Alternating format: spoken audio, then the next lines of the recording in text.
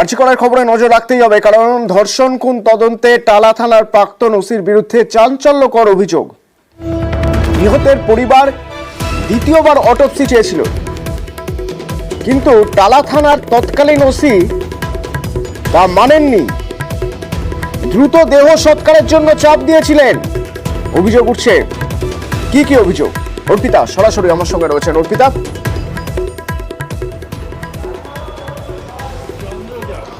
দেখো, তোমাকে জানাই যে এই আরজিকরে খুন এবং ধর্ষণের ঘটনাতে ওসি টালা অর্থাৎ অভিজিৎ মণ্ডলের বিরুদ্ধে চাঞ্চল্যকর দাবি সিবিআই এর।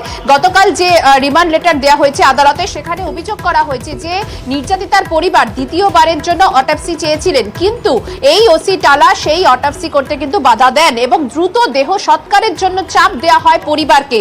বারবার কিন্তু পরিবারের সদস্যরা তারা চেয়েছিলেন যাতে দ্বিতীয়বার যাতে অটোপসি করানো হয়, কিন্তু তা সত্ত্বেও সে কথা মানতে নারাজ ওসি টালা এবং শেষ পর্যন্ত পুলিশের চাপে দেহ সৎকার অর্থাৎ দ্রুত যাতে দেহ সৎকার হয় তার জন্য সমস্ত বন্দোবস্ত করে দেওয়া হয়। কিন্তু কেন এত তাড়াহুড়ো করেছিলেন? তাহলে কি সন্দীপের কোনো নির্দেশ ছিল, নাকি কোনো অপরাধ ঢাকতে আরো বেশি করে তথ্য প্রমাণ লোপাট করতেই এই ষড়যন্ত্র? সেই উত্তরই কিন্তু খুঁজছে গোয়েন্দারা।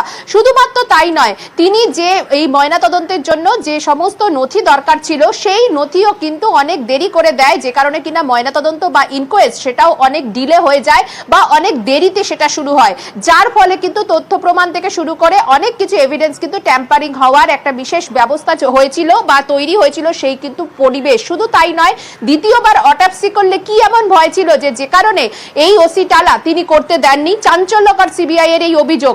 এবং এই ঘটনাতে অর্থাৎ আরজিকরে খুন এবং ধর্ষণের ঘটনাতে তার বিরুদ্ধে যে একাধিক যে অভিযোগ উঠেছে তার মধ্যেও কিন্তু উল্লেখযোগ্য যে সঞ্জয় রায় এবং অন্যান্যদের তাদেরকে আড়াল করতে কখনো কিন্তু সঞ্জয় রায়ের যে ড্রেস বা যে জামা কাপড় সেগুলো কিন্তু দুদিন পরে তিনি কিন্তু বাজেয়াপ্ত করেছিলেন। তার কারণ, তাহলে কি কোনোভাবে সেগুলো যদি ধুয়ে ফেলা হয় তাহলে কি কোনো প্রমাণ লোপাট হতে পারে? এই সমস্ত কিন্তু চাঞ্চল্যকর অভিযোগ রয়েছে এই ওসি টালার বিরুদ্ধে।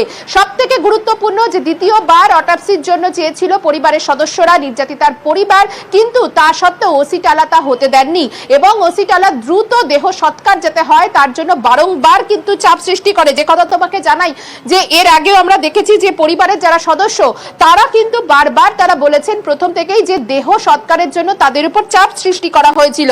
এমনকি যে ডেথ সার্টিফিকেট সেই ডেথ সার্টিফিকেট ইস্যু করতে এতটাই লেট হয়েছিল যে কারণে কিনা ময়নাতদন্ত এবং ইনকোয়েস্ট করতে অনেকটা দেরি হয়ে গিয়েছিল এবং ক্রাইম সিনে অর্থাৎ যেখানে ঘটনাটা ঘটেছে সেখানেও কিন্তু কর্ডন করতে ব্যর্থ হয়েছিল এই ওসি টালা। অনেক ডিলে করে তারা সেখানে কর্ডন করে এবং সেখান থেকেও কিন্তু তথ্য প্রমাণ লোপাট হয়েছে, এমনটাই সিবিআই এর দাবি।